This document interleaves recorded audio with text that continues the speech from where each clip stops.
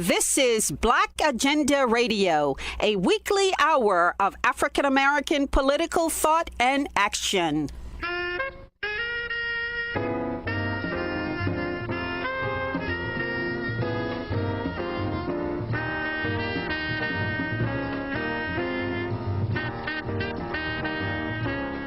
Welcome to the radio magazine that brings you news, commentary, and analysis from a Black left perspective. I'm Glen Ford, along with my co-host Nellie Bailey. Coming up, Howie Hawkins, a possible Green Party presidential candidate, talks about one of his original ideas, the Green New Deal. The Black is Back coalition explores the possibilities of electoral politics under late-stage imperial capitalism. And South Carolina activists pay respect to those killed in a prison disturbance. But first, it's taken a while to count all of the votes, but it appears that community control of the police has made a giant leap forward in Chicago. Activists ran a full slate of candidates in support of CPAC, the proposed Civilian Police Accountability Commission. Frank Chapman is with the National Alliance Against Racist and Political Repression. He says community control of the police is now backed by a substantial bloc of new members on the Chicago City Council. We may pick up a few more when the dust clears because they're still counting some people. But right now, we definitely have 17 CPAC candidates. And 8 of these 17 are Black, 7 are Latinx, 5 are women, 2 are LGBTQ, and 2 are white.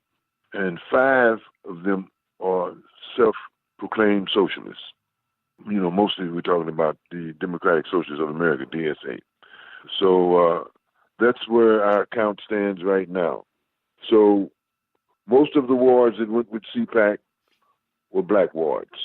Then after that, brown wards, Latino. And then only 2 white wards with CPAC. So this movement has matured and materialized like we've been saying all along. This is a Black-led movement because we are bearing the brunt of police crimes in this city. And therefore, the call for community control of the police arose in the Black community, going all the way back to the days of the Panther Party. This is an old battle cry in our community, a demand, an ancient demand, so to speak. So it's come to some fruition in Chicago in a remarkable way, because you got to look at it like this. Before these elections, we only had one solid champion of CPAC in that city council, and that was Carlos Rosa. We had no Black alderperson that would stand up and fight for this bill, although we had about 3 or 4 of them who had signed on to the legislation. I say 3 or 4 because one of them, to this day, I don't understand why she put her name on the bill. But she lost in the election, too. So now, the thing that I'm saying is that we went from that to 17. That's dramatic. That's a qualitative change. There's no question that's dramatic, and of course, no city in the country has what one could honestly call Black community control of the police. So this would seem, even at this stage, to put Chicago in the lead on this issue. Or at least the epicenter, yeah. I would say we're definitely in the lead on it. And it's historically been our destiny, because this is the city where Mark Clark and Fred Hampton were murdered, which is when this cry for community control of the police first came up, and when the Black Police Patrolmen's Union first came up in this city in response to that murder. So, yeah, I would agree with the way you characterize that, 100%. Now, these 17 people, they are united in that they've all endorsed CPAC, the Community Control of Police Bill, but politicians that would endorse community control of the police probably also share some other political characteristics. Absolutely. Most of them, I would say, at this point, I would say all of them also support community control of the Board of Education. So they support a progressive agenda around issues of housing, jobs, reparations, and that sort of thing. So therefore, could we anticipate that this might be at least the core of a progressive bloc on the Board of Aldermen in Chicago? This is going to be, mark my words, this is going to be the progressive bloc in the city of Chicago. Because the so-called progressive caucus that they have now is going to be completely eclipsed by this one, by these new people who are coming in. Some of the people on that so-called progressive bloc that they have now, obviously you don't consider them to be progressives. Hardly anybody that's progressive in Chicago does, because they've been dancing to the tune of the Central Business District, and they've been going along with the gentrification. They're only progressive in name, in terms of policies and in terms of their political tactics in the council. They're definitely not progressive. These new people that are coming into the city council, a good number of them come out of the movement, and they're progressive. In terms of the CPAC bill, what's the next step? We're going to have a new signing of the bill on April the 30th, where we're going to call in all of our people who have been elected in the last election and have them all sign onto the bill. So we've now doubled, almost tripled the numbers of people who will be signers onto that bill. And then on Inauguration Day, which is May the 20th, we're going to have our own inauguration ceremony, where we are going to make CPAC and other parts of the progressive agenda, the mandate for the new city council, the people's mandate. You're part of the National Alliance Against Racist and Political Repression. Black Lives Matter was part of the coalition that pushed for these electoral changes. I guess you guys are patting each other on the back and thinking about new joint ventures to do. Yeah, well, we don't want to break our hands on each other's backs, but you're definitely thinking about new joint ventures. What the Alliance is pushing for is this. In all 17 of those wards, we want to build up CPAC ward committees, or committees for community control of the police, so that we will have a grassroots-based organization in each ward that we have won to consolidate this victory. I believe in these young people that we've elected. I believe that they're going to adhere to a progressive agenda, but we need more than that. We need an organization to back up those beliefs. We believe that politicians will be politicians, and that there has to always be a mass movement present to make sure that our interests are not betrayed, that our interests are maintained and carried through. And so that's how we're going to move going forward, is to consolidate our victories by building bases in all of these wards. So we're talking about 17 wards.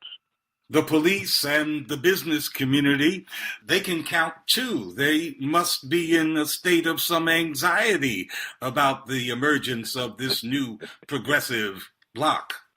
I believe they are. And they're going to try to use the new mayor, Lori Lightfoot, and I don't mind saying it. They're going to try to use her to destroy our movement. And so we're going to have to stand fast. There's going to be a serious struggle here. And what has Lightfoot's history been regarding the police and the community? She's been with the police. That's where she's been. She was president of the police board for almost 5 years. And during that time, she fought us tooth and nail over the question of community control of the police. She is not for that. She has privately described us as the lunatic fringe, because we're demanding our democratic right to say who polices our communities and how our communities are policed. So we see her as our adversary, our principal adversary going forward. Well, with 17 members on a 50-member Board of Aldermen, you're not a fringe anymore. We're not a fringe anymore. And she's going to have to deal with that reality. Well, this whole city is going to have to deal with that reality. I'm not a prophet, but I would project that we're going to win a lot of more things. I believe that we're going to be going forward on this, because now we have the mass base to do it with. It's not about trust. It's not about anything except power. And what we have done in this last election, we have changed the power relationships in this city in favor of our people. And so that's the nail we got to drive to the wall. Now, again, all of these activist organizations jumped wholeheartedly into the electoral arena, specifically to pass CPAC. But that doesn't mean that you've become an electoral organizations. No, we're not an electoral organization. I don't think we should become one. I think we should do what we do, build a mass movement to move the politics in the direction that we feel it needs to be moved in. We're not pushing politicians, we're pushing issues. And I think we should continue to do that. That was Frank Chapman of the National Alliance Against Racist and Political Repression in Chicago. The Green New Deal, a plan to transform the way the nation uses energy, while at the same time ensuring adequate incomes for all and addressing the historical wrongs against minorities, has won the support of supermajorities of Democrats under the sponsorship of New York Congresswoman Alexandria Ocasio-Cortez, commonly called AOC. But the Green New Deal originated in the Green Party more than a decade ago, and a key player in formulating the original Green New Deal was Howie Hawkins, its former candidate for governor of New York. Hawkins is now exploring a bid for the presidency under the Green Party banner. We asked Hawkins what's good about the Democratic Party's version of the Green New Deal. Well, the good thing about the AOC Green New Deal is it links economic security and climate security. So it has in there the job guarantee and Medicare for all. And when I first campaigned for a Green New Deal for New York, in 2010, I was running for governor as the Green Party candidate, and I was running against Andrew Cuomo, who had an austerity plan. We're coming out of the Great Recession. So I was talking about a Green New Deal that would fulfill the original promise of the New Deal as Franklin Roosevelt articulated it in a State of the Union address in 1944, calling on Congress to enact an economic Bill of Rights, the right to employment, an income above poverty, decent housing, comprehensive health care, and good public education. And we've never realized those things. So that was the public investment that we needed to get us out of that Great Recession. And then the green part of it was we need big public investment in moving to 100% clean energy because we face this climate crisis. So that was the concept of the Green New Deal. And I think it continues in general outline with the AOC proposal and the Sunshine Movement, these young folks that sat in outside Pelosi's office and really brought it to the national stage. Now, they kind of dropped some things that we're talking about, like they're silent. Well, what happened was they wanted a select committee for a Green New Deal, and Pelosi sliced, diced, and put that down to disposal because first she said, okay, maybe you can have it, but you can't subpoena witnesses. And then she said, and you can't put legislation on the floor. You got to go through other committees. And then finally she said, we're not going to do it. So AOC came back with Senator Markey with a non-binding resolution for a Green New Deal. And Pelosi won't even put it on the floor. McConnell put it on the floor in the Senate, and the Democrats either voted against it or just present. So the problem for the Alexandria Ocasio-Cortez people and people trying to get it into Congress is that the Democrats won't let it happen. That's why we need a Green Party out here calling for the Green New Deal and making sure that it gets addressed.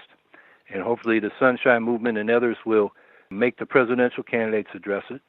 And we will come out with a proposal for a Green New Deal that we hope sets the standard. We need to get to 100% clean energy by 2030.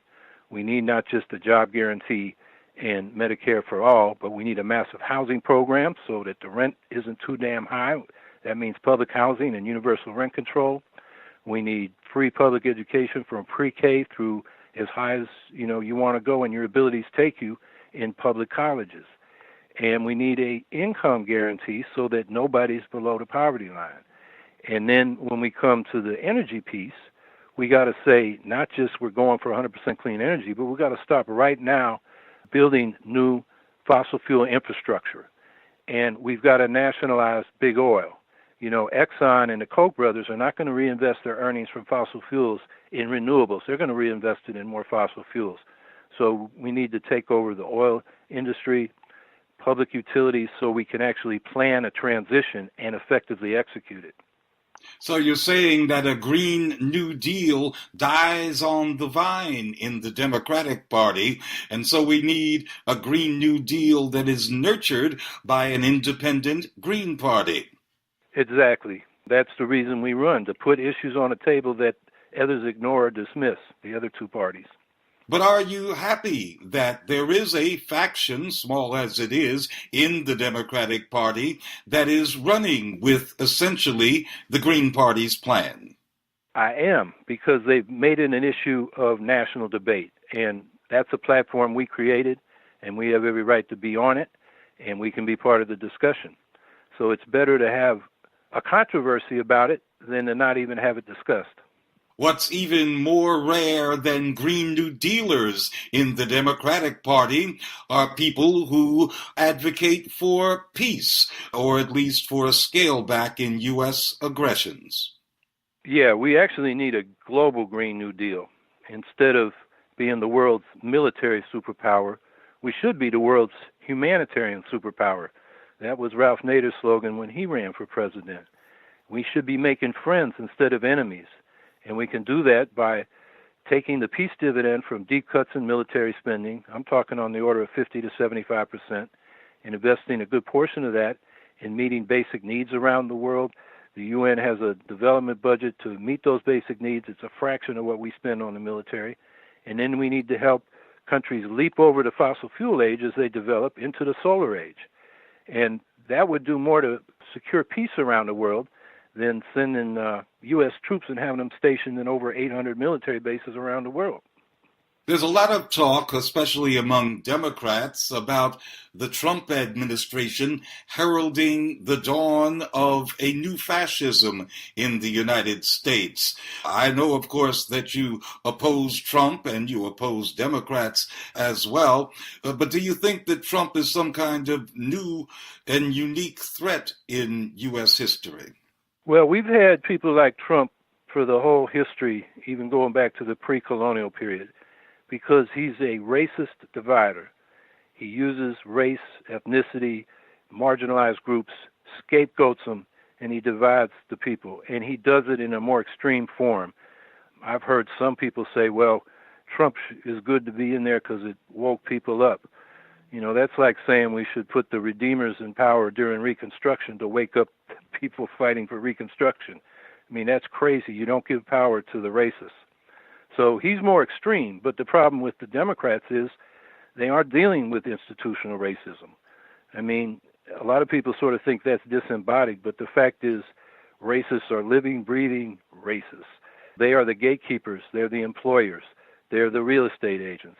They're the bankers. You know, they did all that predatory lending that ended up taking half of black wealth during the Great Recession. And so the Democrats have not really addressed that question. And they talk a lot about we got to deal with bad racist attitudes. Yes, we do. But more important is to take power from the racists. And the way to do that is to empower racially oppressed communities. And one of the things we want to do with the Green New Deal is make sure that as the different programs are implemented, they're under community control. Because when oppressed communities have control of their own housing, schools, businesses, police, they take the power out of the racists. The racists can't subject them to discrimination and exclusion. So that's where the Democrats come short. They talk about being against racism, but they aren't really undermining the institutional racism that gives the racists the power to oppress. Occupy Wall Street was a political watershed in recent history, and those activists bequeathed us a very useful slogan, the 99% against the 1%, but they never went the full mile to say that the banks need to be nationalized. What would your banking policy be? Well, the big banks should be nationalized for sure. And we can provide credit, particularly if the Green New Deal requires a lot of public investment, long-term investment. That's got to be financed. And when you do it with a public bank, the financing costs are less. We have the State Bank of North Dakota, which partners with community banks. These are local banks, not giant banks. They're totally outside the Federal Reserve System and not dependent on Wall Street. So Wall Street doesn't get its cut when they do financing in North Dakota. And this is so practical that those Republicans up there love their socialist bank. And that's what we've got to replicate around the country. And it should start with the big banks, which are too big to fail. I mean, Attorney General Holder told the U.S. Senate that he didn't really want to prosecute them for their crimes, including predatory lending, during the build-up to the Great Recession, because he was afraid they were too big to fail and would cause systemic problems. So some of the Democrats say, let's break them up. I say, let's socialize the big banks. So I think that is crucial, and we need public banks in order to target investments to where they're needed in this new green economy with clean energy. And when we talk about a Green New Deal, we're not just talking about energy, because there's, you can break the economy into about a dozen major production systems. And if they are not transformed towards sustainability, we won't even get to 100% clean energy. So that means manufacturing. It means agriculture. I mean, we face an existential threat from pesticides and soil depletion and aquifer depletion from industrialized agriculture. We've got to go to a regenerative organic agriculture because the insects are dying. And the scientists tell us within a couple of decades, insect populations will collapse, which means ecosystems collapse, food production collapses, and civilization collapses. I mean, we face that threat as well as the climate threat. So in order to have coordinated reconstruction of all the production systems, we need a democratic planning system for the nationalized industries and the banks to invest in this reconstruction of the economy. Can a capitalist regime in the superpower ever come to grips with the climate crisis? I don't think so. You've got the problem of the vested interests of the big oil companies, and they're just worried about the next quarter's profits and the price of their shares. So they are never going to address these problems. And you've got a system based on, it's a competitive structure where all the firms are trying to grow and expand. And that's incompatible with a sustainable economy ecologically. That growth is like cancer is to a body. It just grows without any sense of balance or reciprocity with the ecosystems. So to get a sustainable society, if we don't replace capitalism with a democratic, socialist economic system, we're not going to get there to sustainability.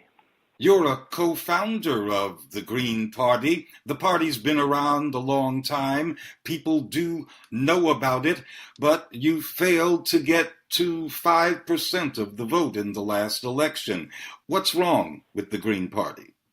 Well, I think we have, initially we started as a party based on local organizations and dues-paying members, and we represented ourselves in the state and national bodies in proportion to the membership. And then some of the parties got ballot lines, and they said, we got all these registered voters, and we get all these votes in elections, so we deserve more representation than our paid membership. And that argument won out. And so we structured ourselves like the Democrats and Republicans.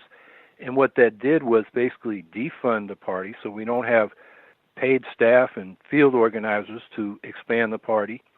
And we don't have real accountability, because with that structure, you have an atomized base of voters, but they're not organized to get their interests together and expressed in the party structure.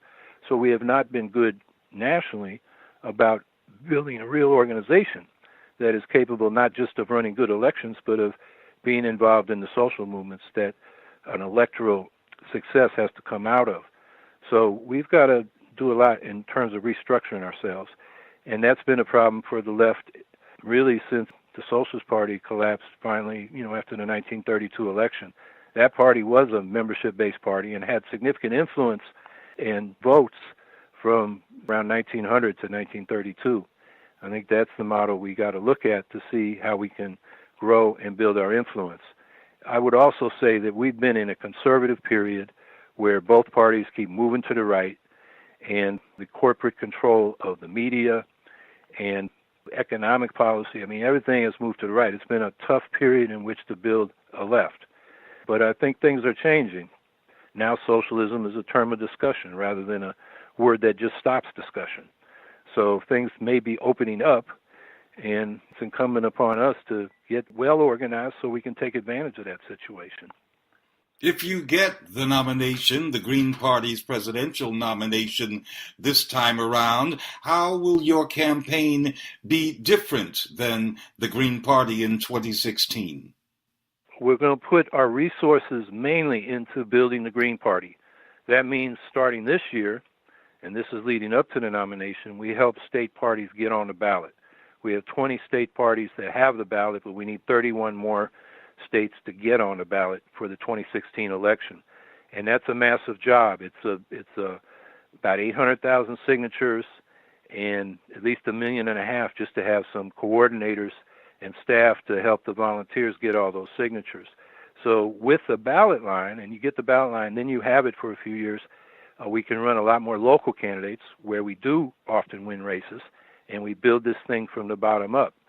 Once we have the nomination and the ballot lines, we want to put field organizers out there that can help Green Party locals learn how to organize. Green Party members are very reliable activists. They show up. They do things. But they're not well educated in organizing, the kind of things a union organizer or a community organizer knows. How do you go out and talk to people that are not part of what you're doing already? And how do you work with them? How do you build trust with them? And there are a lot of techniques in organizing that the Greens are not well schooled in. And I think what we want to do is help them do that during the course of the campaign so we're prepared going into the 2020s to really make a difference. And now the Democrats are putting more barriers in the way of the Green Party with their H.R. 1. Yeah, that's a omnibus bill that has a lot of good stuff in it, but there's some things related to getting matching funds for presidential elections. They're basically increasing fivefold the amount of money that a candidate needs to raise in order to qualify for the matching funds. And then the 5% threshold you mentioned, the way it's been since Watergate is you reach that 5% threshold, and then in the fall election you get a public grant to run your campaign. Now, the two major parties are so flush with money from the rich folks that they've declined that. Obama did it in 2008. McCain couldn't afford to, but 2012 and 2016, both parties said, we don't need your public money because we can raise a lot more from corporate America. But for a minor party, that would be significant.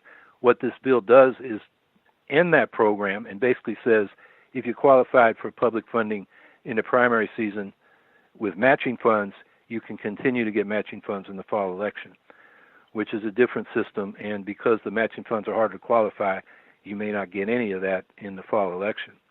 So it is making it more difficult for an upstart party like the Greens to get the public funding that the system has made available to some extent since Watergate. More and more, it appears that the Democratic Party can not accommodate both its dominant corporate Democrats and its leftish elements. How many Democrats really ought to be Greens? Well, I think the people like Alexandria Ocasio-Cortez would be a lot more comfortable with us than within the Democratic Party. And hopefully she's finding that out and realizing that you're not going to get what you want through the Democratic Party. You know, what the Greens have to do is get better organized so we look like a viable place to go to, because there is a contradiction between the progressive Democrats and the corporate Democrats, no doubt about that. And even more important than the politicians is the base. You know, there was a whole movement when Sanders did not get the nomination, and we found out that DNC colluded with Clinton to make sure that didn't happen. And a lot of people were looking for an alternative. Now, some came to the Greens. Others looked at us and said, well, you're not strong enough either. And the way we can take advantage of that contradiction is to be ready when people are ready to leave the Democratic Party. So that's what I hope to do with this campaign. That was Howie Hawkins, who's exploring whether to run for president under the Green Party banner. The Black is Back Coalition for Social Justice, Peace, and Reparations held its third electoral political school in St. Petersburg, Florida, earlier this month. Black is Back Chairman Omali Yeshitela greeted the participants. What is an election in an imperialist country and a so-called bourgeois democracy? It is a non-violent contest between contending sectors of the bourgeoisie for control of the state. That's all it is. It's not there to make revolution. It's to make sure revolution doesn't happen.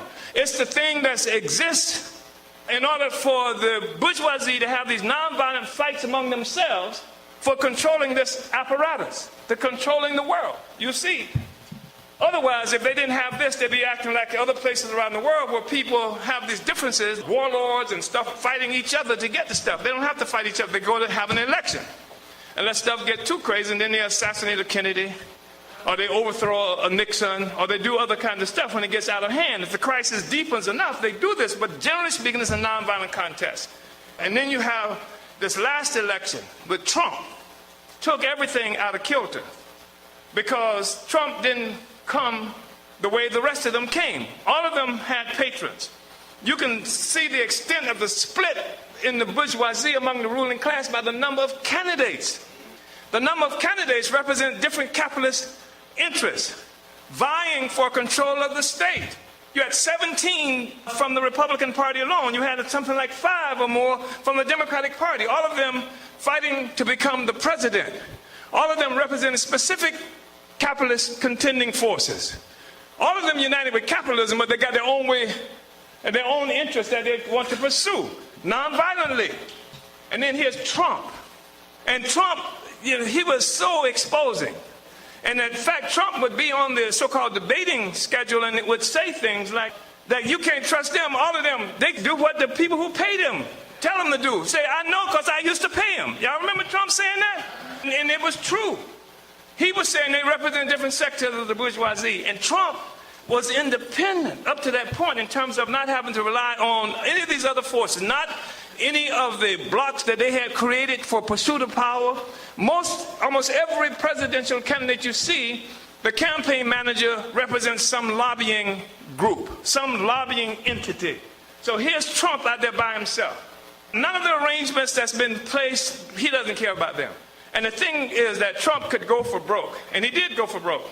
And he busted up, he attacked what? The Atlanticist arrangement. NATO, the United Nations, a whole bunch of other arrangements that had been put in place. Trump was the change in them. He was attacking all of this arrangement. And they all went crazy. It wasn't just the Democrats, but all of them, the Republicans, all of them went crazy. What's this guy doing, right? And I thought they were going to kill Trump. And that's why I said Trump would never be president, because they'll kill him.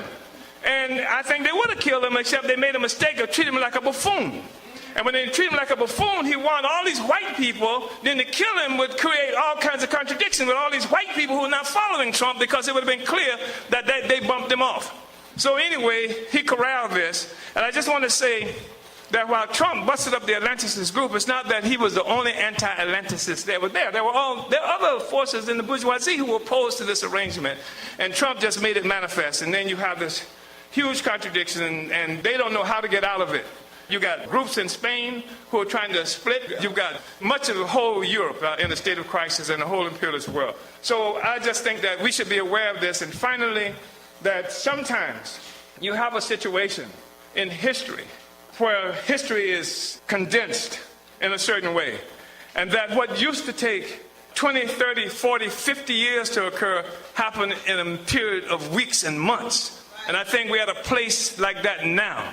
And that we can really make a mistake if we think that the people are today where they used to be just a couple of weeks ago. If they're electing in Chicago, regardless of what you think about her politics, openly gay black woman as the first mayor, something is happening here. Just look at how the politics is acting throughout this country and much of the world today. Clearly, something is happening, and we'd make a mistake if we think that we could just going along with this old Uncle Tom stuff that we were doing just a few months ago, a few years ago, is going to win anything. It's not going to win a damn thing. That we have to be out in front. The people want revolution. The people want reparations. The people want real socialism and not a job under Bernie Sanders' standards. Uhuru. Omali Yeshitela. Nellie Bailey is with Harlem Fight Back Against War at Home and Abroad. She told the Black is Back Coalition Electoral School that U.S. imperialism's arsenal of war includes the weaponization of the U.S. dollar. If you have weaponized that dollar, then you can impose sanctions for how much you want on anybody that you want to. That's what you have the power to do. And when Saddam Hussein decided that he was going to accept euro as payments for their oil, he was gone. He was gone. And the shock and awe was to such an extent, and the brutality of it was to send a warning to anybody else who wanted to switch from the petrodollar. They destroyed the country so that they would have contracts to rebuild the country, which is what they did in Libya. Because in Libya, Muammar Gaddafi wanted to establish a central bank, and he wanted to sell his oil not in petrodollars, but he was looking at the euro. And we saw what happened to him and the brutality of that. These are the monsters that we're dealing with. China, they are now trading their oil or goods in Chinese currency. The next economic meltdown, which is coming soon, which will necessitate another bank bailout to the tune of trillions of dollars. So in the meantime, the Chinese infrastructure bank, they aren't going to be accepting dollars. They already have an endless supply of dollars. No, the world is changing. The world is changing. The sanctions against Russia, it's not working because people are seeking an alternative to the weaponized dollar, and they are slowly but surely begin to see the success of that strategy, because the failure of the weaponized U.S. dollar is inevitable. It's going to happen, and we need to talk about it. We need to talk about it among ourselves. And when we talk about financial literacy, let's understand the losing power of the dollar and how we use it here in this economy. Veteran Harlem activist and also my co-host, Nellie Bailey. Ajamu Baraka is a former Green Party vice presidential candidate and now lead organizer at the Black Alliance for Peace. Baraka was in Venezuela when it was plunged into darkness last month by a suspected U.S. cyber weapons attack. He says the black and brown populations of that country support the socialist government. We had a chance to meet with many communities. Of course, we got a chance to link up with our folks. Brother Chucho Garcia, many of you all might know, who was the ambassador from Venezuela to Angola. He was also here at the Consulate General down in New Orleans. He's the co-founder of the Afro-Venezuela Network. So we had a chance to get into the black communities. We went to a place called Katia. Katia is a community on the side of the mountains in Caracas. 1.5 million people who 20 years ago, according to the white oligarchy, they didn't exist. Why? Because these people are primarily African and other people of color in that country, in that city, in that community. After the revolution occurred, they now exist. They now have water they didn't have before, electric link-ups they didn't have before, sewage systems they didn't have before. And they are now the backbone, the basis of the resistance at this point. They are the ones that when you see those pictures of these massive demonstrations, they come down in the thousands from Katia. They are the basis of the resistance, the basis of the revolution. So when we tell people about Venezuela, and when they hear about some so-called dictatorship and they got to support the U.S. because they need to provide humanitarian intervention, we say that understand that this war being waged by the U.S. against Venezuela is a war being waged against you, against our people. Understand the realities of what's happening in the world today. So we got a chance to see resistance front and center in Venezuela. We need to link up this issue of Venezuela with this expansion of NATO.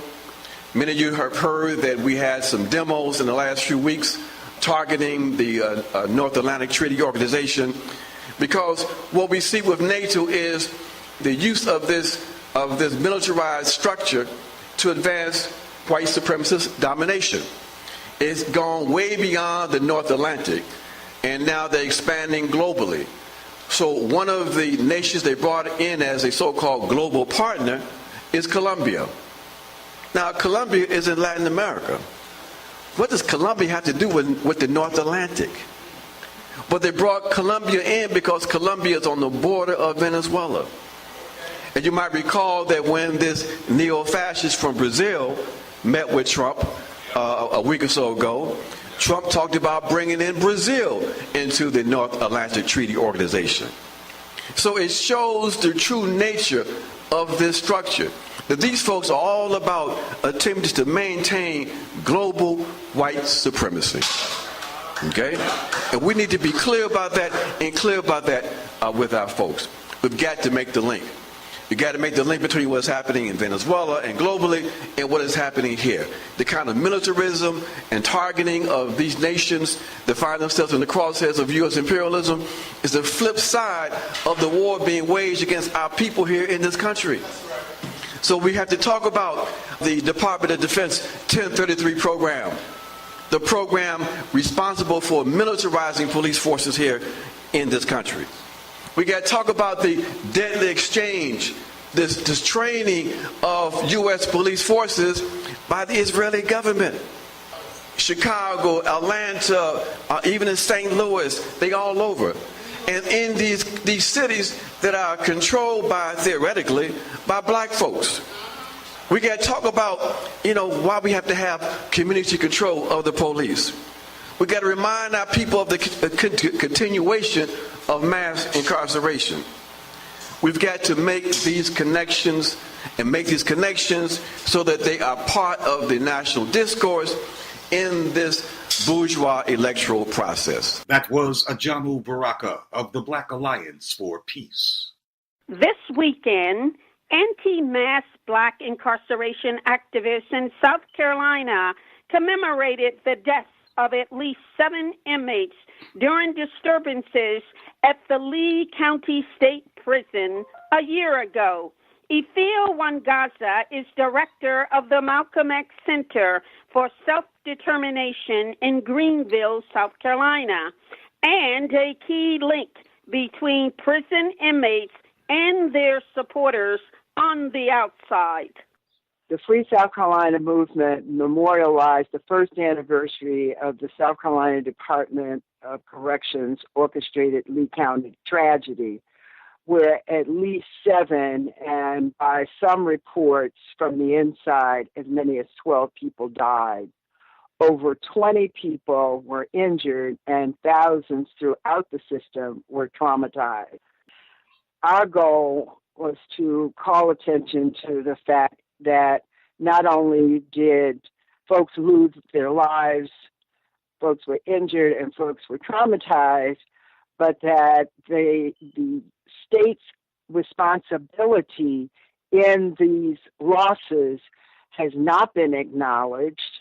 And not only has it not been acknowledged, but that the wrongs have not been corrected and the persons injured receive the care and support that they're entitled to. In fact, the state's response has been to further criminalize the persons in their custody and to techno-militarize the facilities in which they are held, with spending $19 million to put up golf netting, cell phone jamming, raising the salaries of guards without fully funding education and rehabilitative programs, without, as ordered by the federal courts, to fully staff and provide mental health services.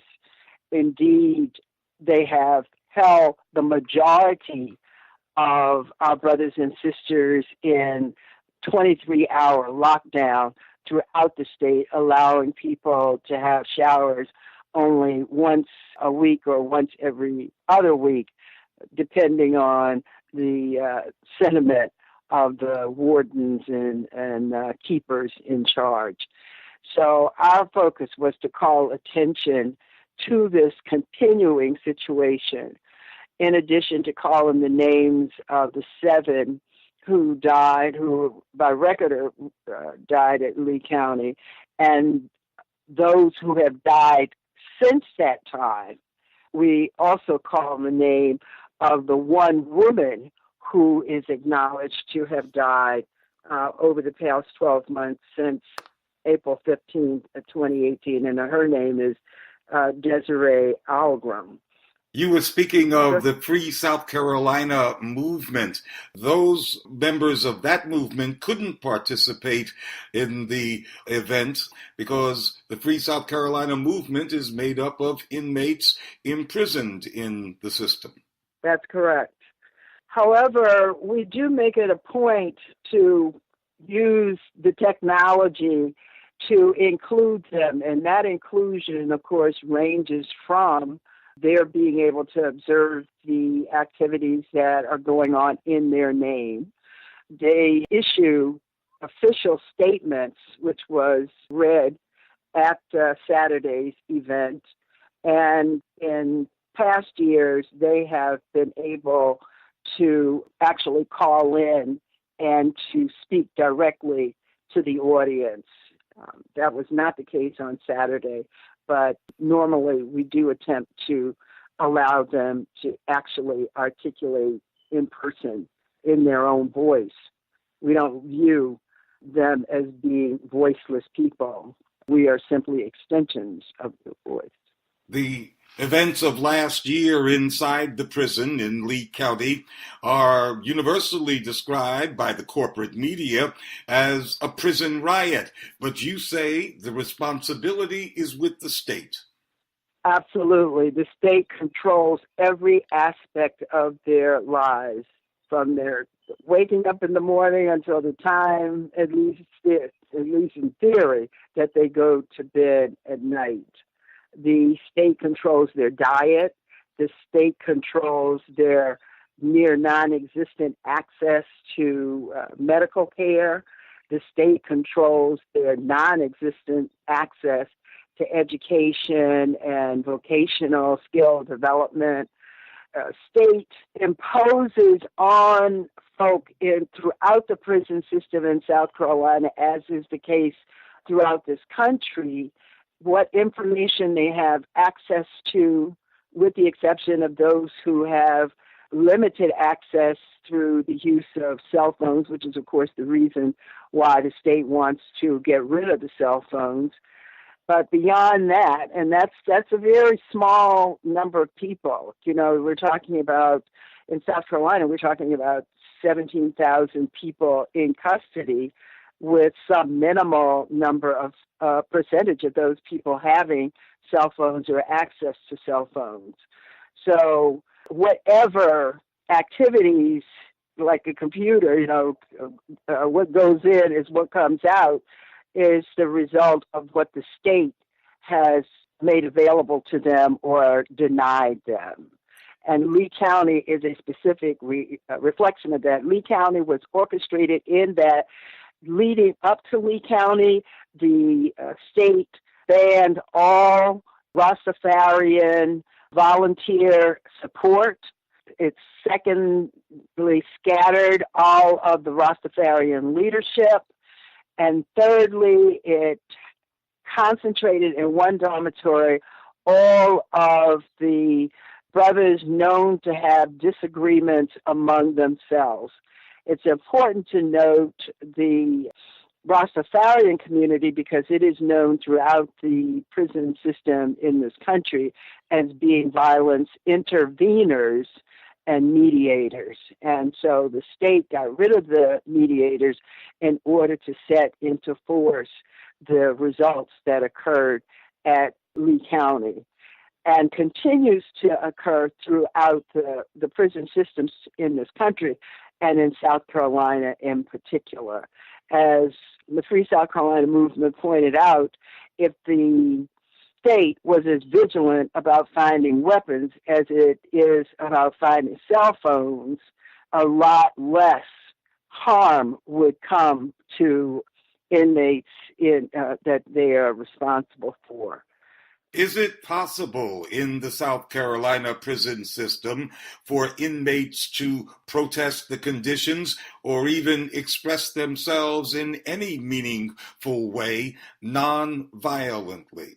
Yes, it's possible. And in fact, brothers and sisters do engage in nonviolent protest activities.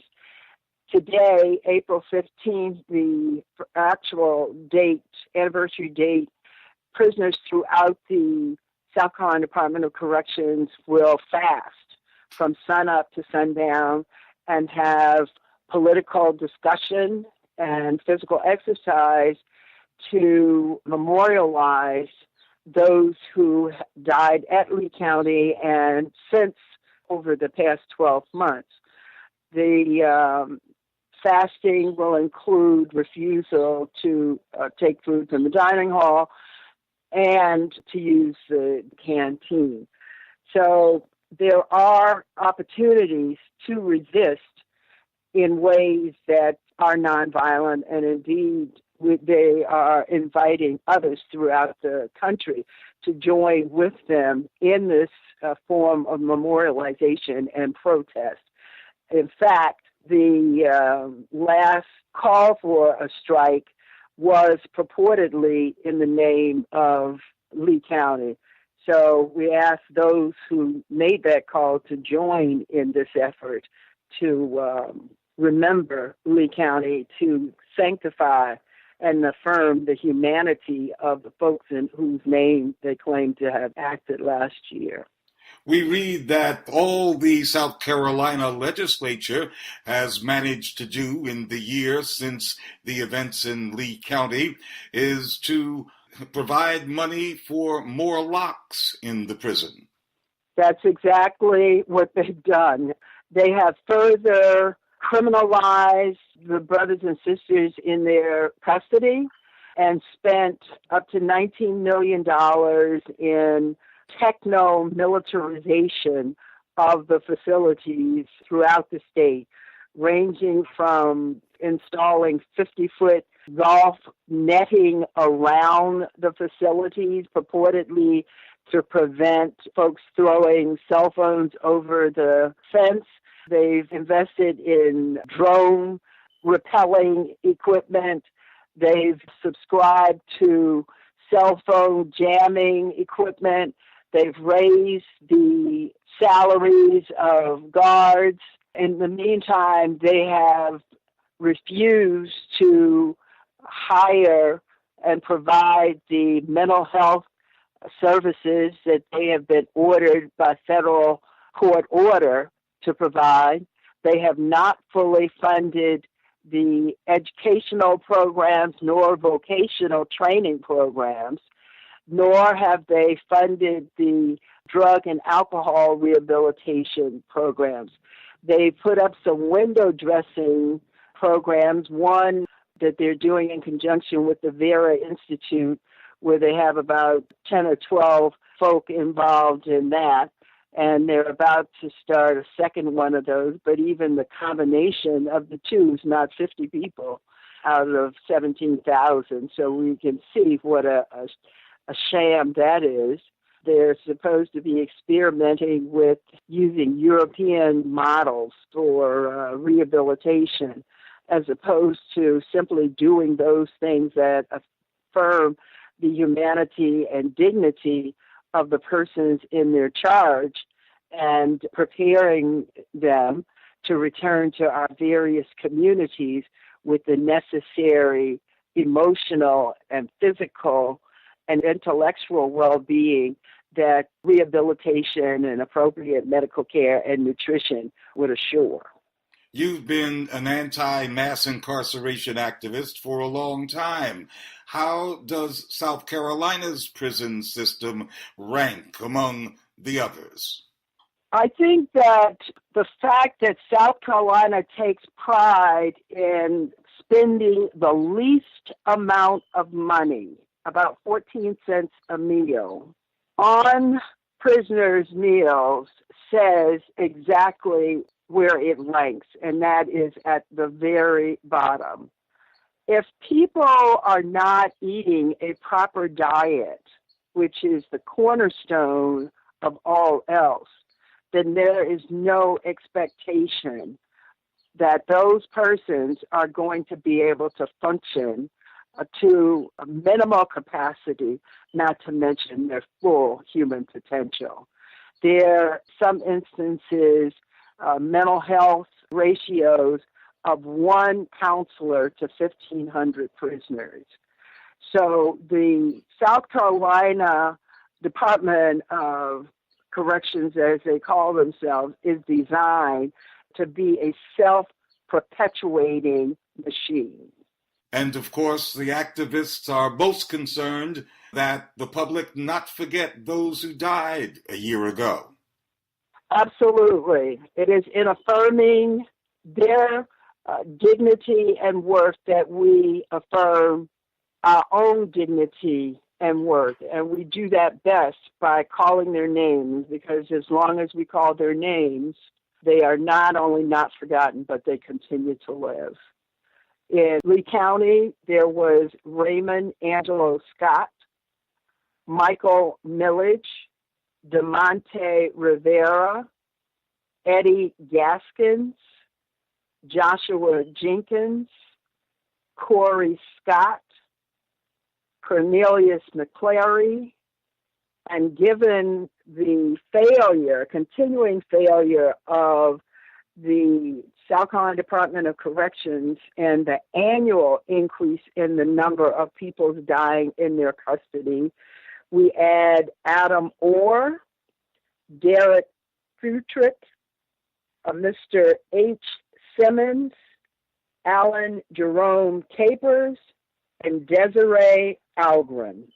We say their names, we memorialize them, and we protest the continued human rights abuses of the South Carolina Department of Corrections. You've been listening to the Black Agenda Report on the Progressive Radio Network. Information for liberation.